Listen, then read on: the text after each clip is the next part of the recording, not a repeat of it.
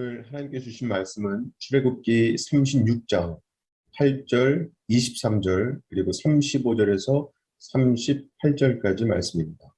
제가 봉독하겠습니다. 일하는 사람 중에 마음이 지혜로운 모든 사람이 열폭 휘장으로 성막을 지었으니 곧 가늘게 꼰 배실과 청색 자색, 홍색 실로 그룹들을 무늬 놓아 짜서 지은 것이라. 성막을 위하여 널판을 만들었으되 나무로는 남쪽에 널판이 20개라. 그가 또 청색, 자색, 홍색 실과 가늘게 꼰 배실로 휘장을 짜고 그 위에 그룹들을 정교하게 수놓고 조각목으로 4기둥을 만들어 금으로 쌌으며 그 갈고리는 금으로 기둥의 4받침은 은으로 부어 만들었으며 청색, 자색, 홍색 실과 가늘게 꼰 배실로 수놓아 장막 문을 위하여 휘장을 만들고 휘장문에 기둥 5과 그 갈고리를 만들고 기둥 머리와 그 가름대를 금으로 쌌으며 그 5 받침은 노시였더라. 아멘. 오늘 읽은 본문은 출애굽기 25장부터 31장에 걸쳐서 하나님께서 상세하게 지시하신 성막이 드디어 세워지는 것을 보여줍니다. 자원하는 마음으로 드려진 모든 예물이 이 모든 일을 하기에 넉넉했고요. 마음에 자원하는 모든 기술자들이 준비되었습니다. 특히 성막에 대해서 이렇게 세부적으로 묘사하고 있는 이유 중 하나는요. 성막을 건축하고 모든 기구들을 하나님의 지시에 따라 정교하게 만들어야 하는 예술가들과 기술자들을 위한 하나님의 배려인 거죠. 즉 하나님께서는 그들을 위해서 성막에 대해서 대충 지시를 내리신 게 아니라 아주 꼼꼼하고 자세하게 명령을 내리신 겁니다. 그리고 오늘 본문 전체의 구성을 보면 8절에서 19절까지는 성막의 덮개를 만드는 내용이고요. 20절에서 34절까지는 성막을 둘러싸고 있는 널판 기둥에 대해서고요. 마지막으로 35절에서 38절이 성막 안에서 지성소와 성소를 나누는 휘장, 그리고 바깥문 휘장을 만드는 내용을 다루고 있습니다. 이 내용을 한마디로 정리하자면 밖에서 안으로 갈수록 더 아름답고 비싸고 좋은 재료가 사용되어지고 있다라는 것인데요. 이 원리는 여기서뿐만 아니라 성막 전체에 걸쳐서 보게 됩니다. 어쨌든 이 모든 성막에 대한 말씀들이 주는 결론은 예수 그리스도가 성막의 완성이시다라는 거예요. 정말 예수님께서 성육신하셔서 이 땅에 오신 것은 하나님께서 이스라엘 백성의 진 중앙에 성막을 만들라고 하시고 거기 거하시겠다고 하신 것과 동일하게 죄인된 인간 세상의 중앙에 오셔서 인간들 속에 거하시는 하나님을 친히 보여주는 사건이죠. 특별히 성령님께서는 요한복음 1장 14절을 통해서 그것을 너무나 의도적이고 분명하게 나타내 주셨습니다. 말씀이 육신이 되어 우리 가운데 거하심에 우리가 그의 영광을 보니 아버지의 독생자의 영광이요 은혜와 진리가 충만하더라. 아멘. 여기서 거하심에라는 단어는요. 원어로 스케노라는 헬라어인데 이게 천막을 치고 거하다라는 뜻이거든요. 즉 의도적으로 예수님이 바로 성막이시라는 것을 드러낸 것이죠. 그리고 요한복음 2장으로 가면 19절에서 주님께서는 너희가 이 성전을 헐라 내가 사흘 동안에 일으키리라 말씀하셨습니다. 그때 예수님께서 말씀하신 성전은 당신의 육체를 두고 하신 말씀이거든요.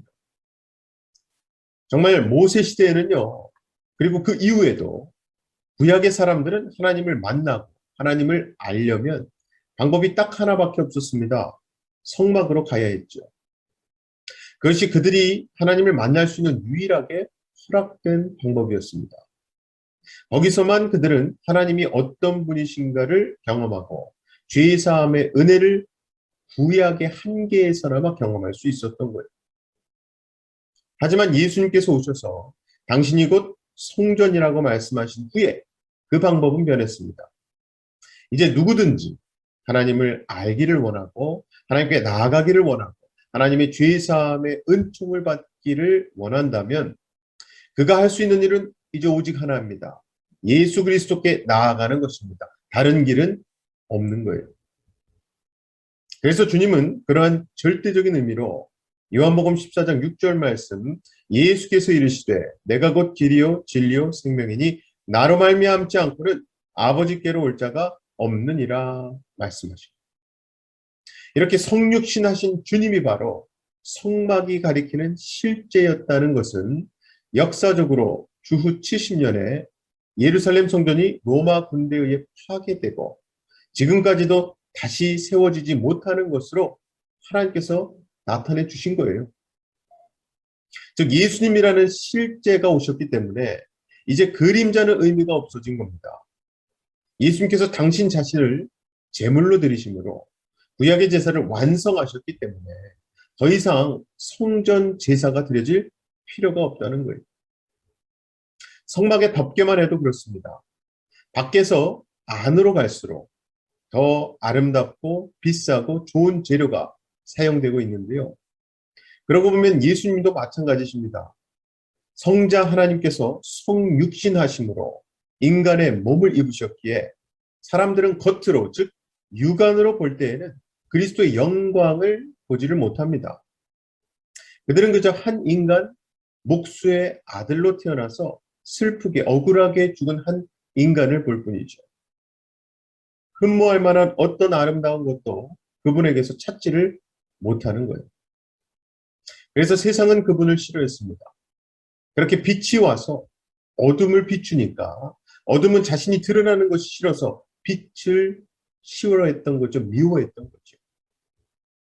하지만 요한복음 1장 14절 말씀대로 우리가 그의 영광을 보니 아버지의 독생자의 영광이요 은혜와 진리가 충만하더라. 이렇게 고백하는 것은 믿음의 눈을 열어서 더 깊은 곳으로 들어가서 보게 될 때에 고백하게 되는 내용, 말씀인 거예요. 그래서 어떤 이들은 예수 그리스도에게 저주를 하지만 어떤 이들은 예수 그리스도를 위해 살고 그를 위해 죽는 겁니다. 그 차이가 무엇인가요? 예수님을 밖에서 보느냐, 안에서 보느냐, 육안으로 보느냐, 영의 눈으로, 믿음으로 보느냐 하는 차이인 거예요. 자, 어쨌든 예수 그리스도가 성막이시고 성막의 완성이 되셨습니다. 그런데 이게 다가 아닙니다. 놀랍게도 신약 성경은 예수 그리스도의 교회가 성전이라고 가르치십니다. 에베소서 2장 21절 22절이에요. 그의 안에서 건물마다 서로 연결하여 주 안에서 성전이 되어가고 너희도 성령 안에서 하나님이 거하실 처소가 되기 위하여 그리스도 예수 안에서 함께 지어져 가느니라. 아멘. 즉 주님께서 성전이 되셨고 교회가 그리스도의 몸이라고 했으니 교회가 성전임은 당연한 것입니다. 교회는 지어져 가는 성전이라는 거예요. 결국 교회도 성막과 똑같은 원리를 보여주는데요. 교회가 하나님이 거하시는 성전이라는 사실을 하나님께서 확증해 주심에도 불구하고 우리 스스로가 교회를 볼 때에도 참 약하고 결점이 많다는 것을 여러분도 잘 아실 겁니다. 사실 막연히 겉으로만 보면 교회처럼 불안하고 결속력이 약한 조직도 없죠. 그래서 사도 바울은 지어져 가는 성전이라고 말씀합니다. 즉 우리는 여전히 공사 중인 성전인 겁니다. 하나님께서 우주와 세상을 창조하실 때 하나님의 창조의 최고의 걸작품인 하나님의 처소로서 성전으로서 우리는 만들어지고 있는 중인 거예요. 자, 그렇다면 우리가 어떻게 해야겠습니까? 하나님께서 하나님의 시간에 하나님의 일을 하시는 것을 바라보는 가운데 그리고 우리가 기도하는 가운데 우리는 서로가 서로를 참아주어야 합니다. 사랑은 오래 참고라는 한 말씀 생각해 보십시오. 마음에 들지 않는 구석이 있습니까? 기도하면서 하나님의 때를 공사가 맞춰지는 그 때를 기다리시기 바랍니다. 이것은 교회 안에 형제와 자매에 대한 마음일 뿐 아니라 교회 공동체에 대한 성도의 마음이기도 합니다. 교회는 성전은 성전이로되 지어져가는 성전이라는 사실 꼭 기억하시기 바랍니다. 그리고 우리는 점점 더 밖에서 안으로 들어가야 되는데요. 성도는 안으로 들어가면 들어갈수록 믿음의 눈으로 보게 되면 보게 될수록 교회보다 영광스러운 것이 없다는 사실을 깨닫게 됩니다. 그럼 안으로 들어간다는 말이 무슨 의미이겠습니까? 믿음으로 보는 것은 어떻게 보는 걸까요? 그것은 한마디로 성경의 렌즈로 교회를 보는 것을 말하는 거예요. 하나님께서 교회는 내가 거하는 성전이다 말씀하신 대로 교회에 대한 모든 영광스러운 진리를 가르쳐 주시는 대로 교회를 바라보는 거예요. 고로 이 눈이 열려지기를 구하면서 하나님의 말씀을 살펴보시기 바랍니다. 사도 바울이 밝히듯이 교회 자체, 그리스도인 자신은 사실 대단하지도 않고 훌륭하지도 않아요. 외면적으로는 마치 해달 가죽으로 덮은 성막 지붕을 보는 듯합니다. 질그릇에 불과해요. 누가 봐도 질그릇이죠. 그런데 그 질그릇 속에 감추인 질그릇이 담고 있는 보배, 즉 우리 안에 계시는 예수 그리스도로 말미암아 교회는 그리고 신자는 가치가 있게 되는 겁니다. 그런 믿음의 눈으로 교회를 보시기 바랍니다. 믿음으로 하나님의 보좌 깊은 곳으로 들어가시기 바랍니다. 그리고 무엇보다 우리 하나하나가 성령이 거하시는 성전이기 때문에 우리의 몸 잘 간수해야 합니다. 하나님께서는 모세에게 돌판에 친히 기록하신 말씀을 주셨고 그 언약의 돌판을 언약궤에 보존했고요. 언약궤는 성막의 가장 깊은 자리인 지성소에 있었어요. 이제 하나님은 모든 신자의 마음판에 성령을 통해 당신의 말씀을 기록해 주심으로써 거듭나는 은혜를 베푸셨고요. 그 안에 거하심으로 신자를 성전 삼아 주신 거예요. 바로 신자는 그 사람이 느끼든 느끼지 못하든 성령의 전입니다. 그 말인즉슨 우리는 이제 육체로 행하는 모든 음행과 잘못을 피해야 한다는 뜻이에요.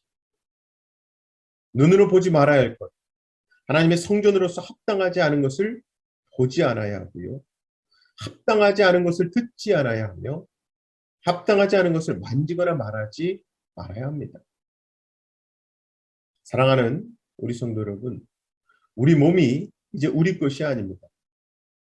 우리는 예수 그리스도의 핏값으로 하나님의 것이 된 사람입니다. 바로 오늘도 하나님의 거룩한 성전으로서 교회로서 더 깊은 그 은혜의 자리에 들어가시고 더욱더 참아주시고 사랑하시는 저와 여러분 되시기를 주님의 이름으로 간절히 축원합니다.